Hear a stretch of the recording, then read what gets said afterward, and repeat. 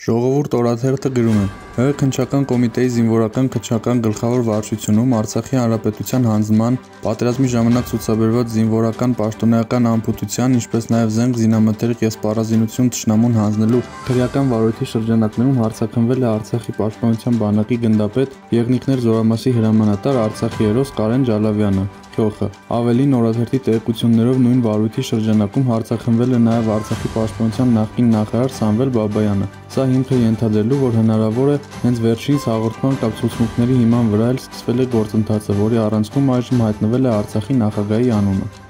Հունիսի 1-ին, երբ հանրությունը դեռ քննարկում էր վարչապետ Նիկոլ Փաշինյանի աղմկահարույց գրառումը, Ժողովուրդ օրաթերթին ԿՊԱՄ աղբյուրները պատմեցին, որ ալկոհոլի բաժակների շուրջ տարբեր անկյուններում իշխող վերնախավի տարբեր ներկայացուցիչներ քննարկել են միմյանց հետ կատակներ են արել, թե փնտրվում է քեռակինը։ Փաստ օրաթերթը գրում է. Նիկոլ Փաշինյանն իր ԿՊԱ-ականներով հակաերկրեցական արշավի հերթական արարն է սկսել։ Արշավ, որի սկիզբը դրվել է 2018 թվականի իշխանափոխությունից անմիջապես հետո, մերթ մոլեգին ուժգնությամբ, մերթ իր ընդմիջում տալով, բայց իրականում տակից պայքարելով ամեն ազգայինի, այդ թվում հայ առաքելական եկեղեցու դեմ։ Փաստ օրաթերթը նաև գրում է. որոշ ժամանակ առաջ տեղեկացել էինք, որ ՏԳՄՍ նախարարությունը նախաձեռնել է Հայաստանի ազգային ֆիլհարմոնիկ նվագախմբի հիմնադրման 100-ամյակի միջոցառումների մեկնարկն այն դեպքում, երբ կառավարության որոշմամբ համապատասխան ֆինանսավորում դեռ հստակեցված չէ, եւ ահա կառավարության համապատասխան որոշումը եղել է մայիսի 29-ին։ Ըստ այդմ Հայաստանի ազգային ֆիլհարմոնիկ նվագախմբի հիմնադրման 100-ամյակի միջոցառումների անցկացման նպատակով պետբյուջեից կհատկացվի լրացուցիչ 300 միլիոն դրամ։